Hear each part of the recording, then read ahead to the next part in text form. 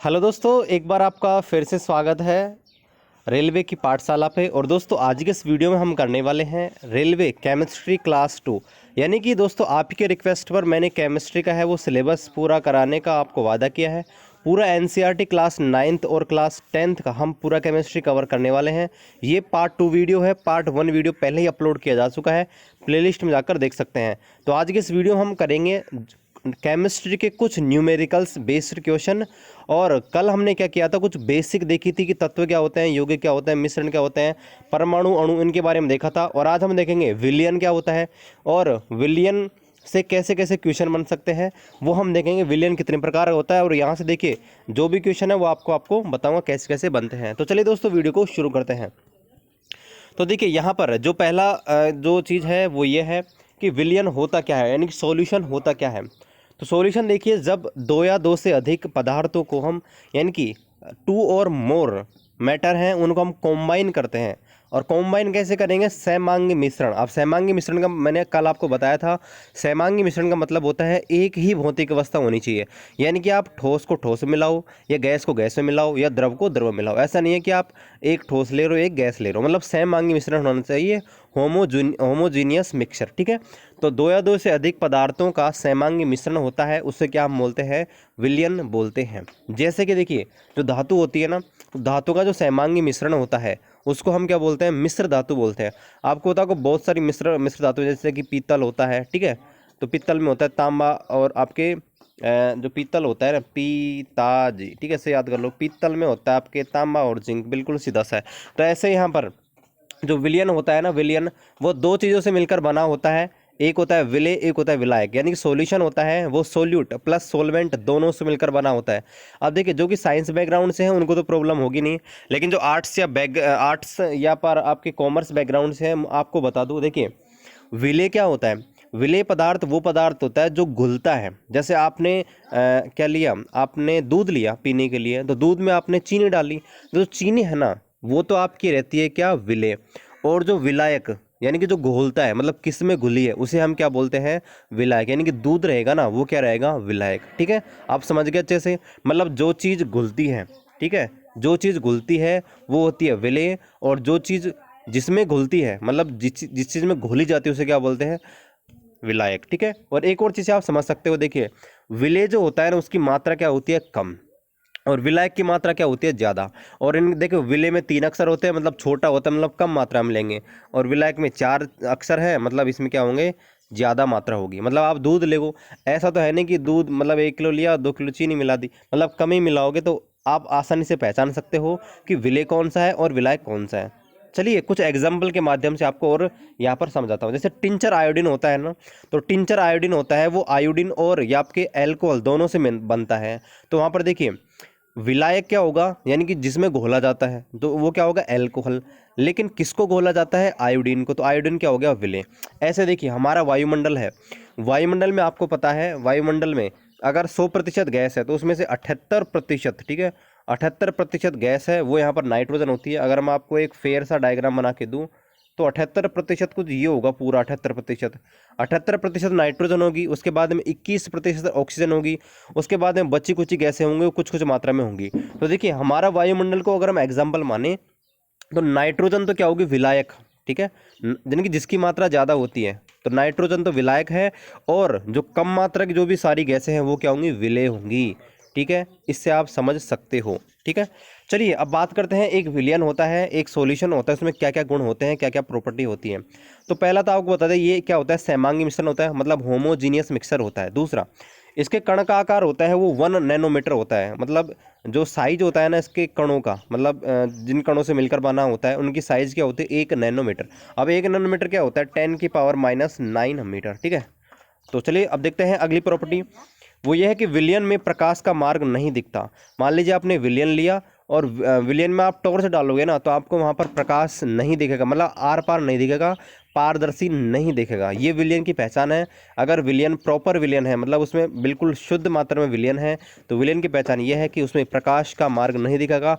आप उसमें टॉर्च मारोगे तो प्रकाश आपको दिखेगा नहीं। ठीक है, चलिए बात करते हैं, ये एक स्थायी होता है। स्थायी का मतलब आपने अगर एक बार घोल दिया ना तो आप उसे वापस नहीं प्राप्त कर सकते। मतलब उसके कण आपस में इस प्रकार से मिल जाते हैं कि अगर आप उसको एक ठंडा करने के लिए छोड़ दोगे या मतलब ऐसे ही रख दोगे ना, जैसे आप मान लीजिए आपने कोई विलेन बना दिया, जैसे चीनी घोल दी दूध में, और आपने अगर दूध को रख दिया तो ऐसा नहीं है कि थोड़ी देर बाद में जो चीनी है वो अपने आप अलग हो जाएगी या नीचे पैने में बैठ जाएगी, ऐसा नहीं है। तो विलेन की ये पहचान है कि ये क्या होता है, स्थायी होता है, मतलब हमेशा के लिए परमानेंट होता है। ऐसा नहीं कि थोड़ी देर रखोगे तो उसके जो अवयवी कण है वो पैने में बैठ जाएंगे, ऐसा नहीं होता है। अब चलिए बात करते हैं यहाँ पर सांद्रता की। सांद्रता क्या होती है, यहाँ से न्यूमेरिकल्स बनते हैं।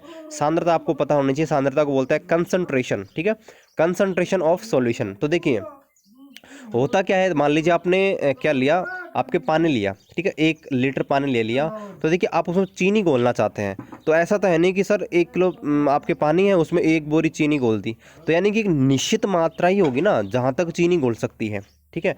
तो विलायक की वह मात्रा है ना, विलायक की वह मात्रा, विलायक नहीं, विलेय की वह मात्रा जो कि विलायक में घुली हुई होती है, मतलब कितनी घोली, है ना। मान लीजिए हमने 1 किलो आपके पानी लिया तो उसमें 100 ग्राम चीनी घोल दी, तो 100 ग्राम जो है ना उसे क्या बोलते हैं, सांद्रता बोलते हैं। मतलब विलायक की मात्रा में घुली हुई विलेय की मात्रा होती है, उसे हम बोलते हैं विलयन की सांद्रता, मतलब उसके रेस्पेक्ट में कितनी घुली हुई है, तो इसे हम बोलते हैं सांद्रता। इससे मिलता जुलता एक शब्द और है जिसको बोलते हैं घुलनशीलता, मतलब सोल्यूबिलिटी। अब सोल्यूबिलिटी क्या है, मतलब कि आपके कोई भी विलायक है उसमें कितनी मैक्सिमम घुल सकती है।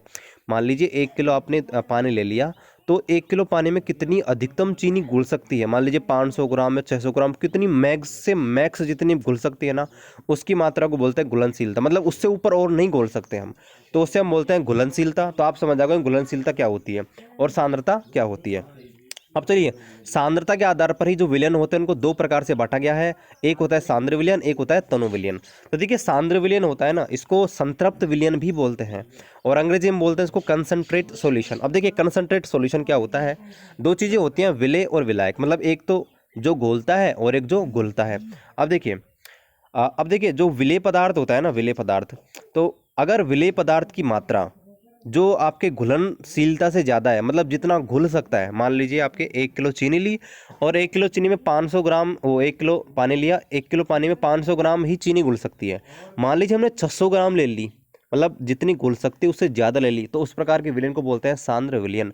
यानी कि जब विलेय पदार्थ की मात्रा घुलनशीलता से ज़्यादा होती है उस विलयन को बोलते हैं सांद्र विलयन, ठीक है। और तनु विलयन क्या होता है, मतलब जितनी मैक्सिमम घुल सकती है, अगर उससे कम हम विलेय मात्रा लें तो उसे हम क्या बोलते हैं, घुलनशीलता। मान लीजिए 1 किलो पानी में 500 ग्राम चीनी घुल सकती है, अगर हम 300 ग्राम लें, 200 ग्राम लें, तो उस स्थिति में उस विलयन को बोलेंगे हम तनु विलयन। तो आपको समझ आ गया होगा तनु विलयन और सांद्र विलयन क्या होते हैं। अगर हम डायरेक्टली अगर बोलें, ठीक है, अगर हम डायरेक्टली बोलें तो यहाँ पर देखिए, अगर विलेय की मात्रा विलायक के रेस्पेक्ट में ज़्यादा है, मतलब विलेय की मात्रा अगर ज़्यादा है विलायक के रेस्पेक्ट में, तो उसे हम बोलेंगे सांद्र विलयन। और अगर यहाँ पर विलेय की मात्रा विलायक की तुलना में कम है उसे हम बोलेंगे तनु विलयन। चलिए देखते हैं यहाँ पर विलयन की सांद्रता कैसे ज्ञात करें। तो दोस्तों वैसे तो 9 तरीके हैं विलयन की सांद्रता ज्ञात करने के, मोलरता, मोललता, इतने सारे हैं दोस्तों, लेकिन दोस्तों वो हमारी एग्जाम पॉइंट ऑफ व्यू से इंपॉर्टेंट नहीं है। ज़्यादातर जो एग्जाम में आते हैं दोस्तों 3 हैं, और एनसीईआरटी क्लास 9th 10th की बुक में भी 3 ही मेथड दे रखे हैं, हालांकि 9 मेथड है, लेकिन ये 9 मेथड है ना दोस्तों वो क्लास 12th में है, ठीक है, 11th और 12th में है। तो हमारे जो ग्रुप डी में है वो 11th 12th की साइंस नहीं आने वाले, क्योंकि 11th 12th के साइंस आप पढ़ नहीं सकते, ठीक है, पूरे साल में सिलेबस नहीं होगा। एक सब्जेक्ट अगर केमिस्ट्री भी कराऊँ ना तो कम से कम दोस्तों 1 साल चाहिए, इतना लंबा सिलेबस है क्लास 11th और 12th का, ठीक है दोस्तों। तो आपको मैं यहाँ पर 3 तरीके हैं और 3 तरीके बताता हूँ, और बिल्कुल सीधे सूत्र है, आपको कुछ भी रटना नहीं है, कुछ भी रटना नहीं है। देखिए 2 चीज़ कॉमन है, विलेय और विलयन। देखिए विलेय विलयन, विलेय विलयन, यानी कि जो भी मात्रा दे रखी है ना, मान लीजिए द्रव्यमान दे रखा है तो द्रव्यमान ले लो, आयतन दे रखा है तो आयतन ले लो। तो 3 प्रकार से ज्ञात कर सकते हैं। देखिए पहला होता है जिसको बोलते हैं द्रव्यमान प्रतिशत, इसको बोलते हैं W/W, ठीक है, W/W प्रतिशत। इसका सूत्र क्या होता है कि विलेय का द्रव्यमान ले लो, ठीक है, ध्यान रखना है, विलेय का द्रव्यमान बटे विलयन का द्रव्यमान, बिल्कुल सीधा सूत्र है।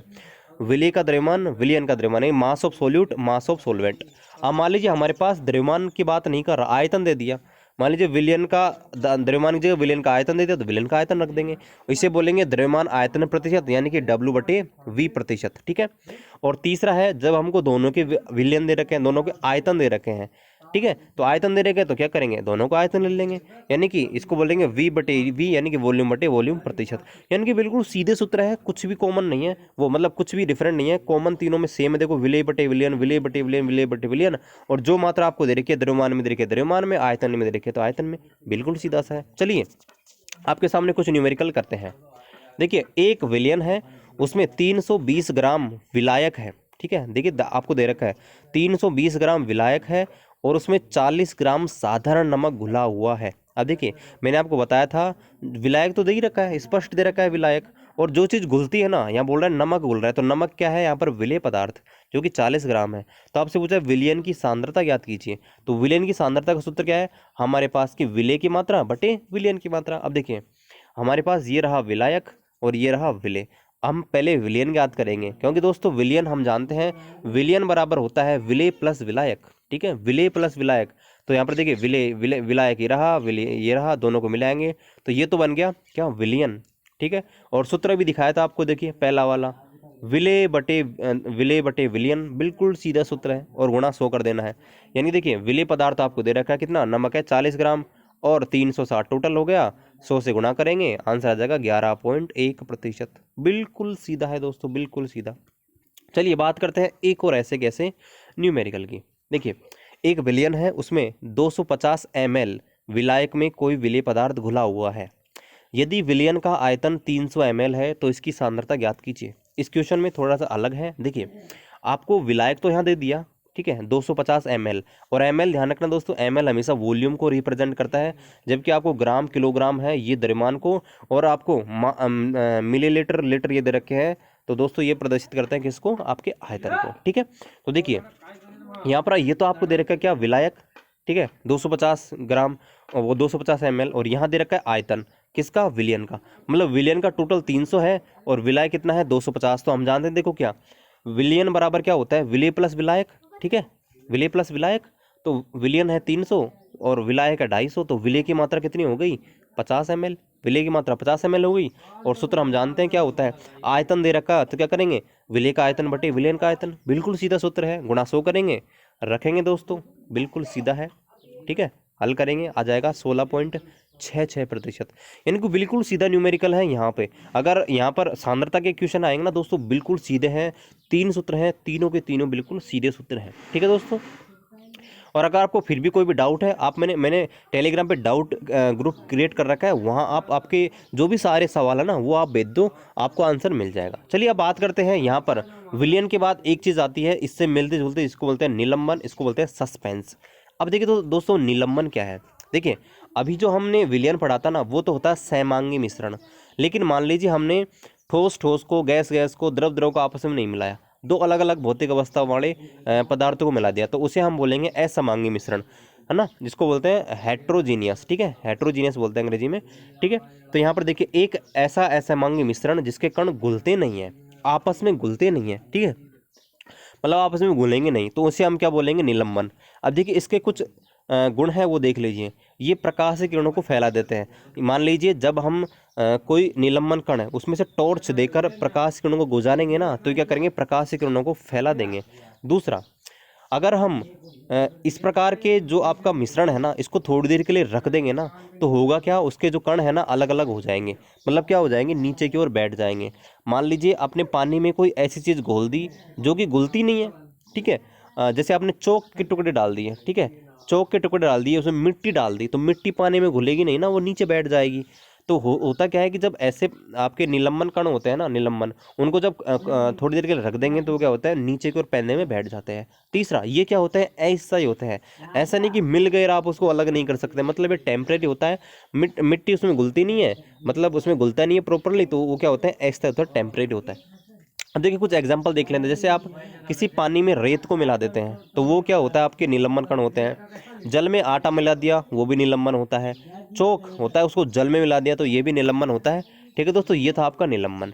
और यहाँ पर देखते हैं एक और है, यहाँ पर कोलाइडी विलयन, ठीक है, ये भी बहुत इंपॉर्टेंट है दोस्तों, टिंडल प्रभाव और कोलाइडी बहुत इंपॉर्टेंट है, तो इसको भी हम देख लेते हैं साथ साथ, ठीक है।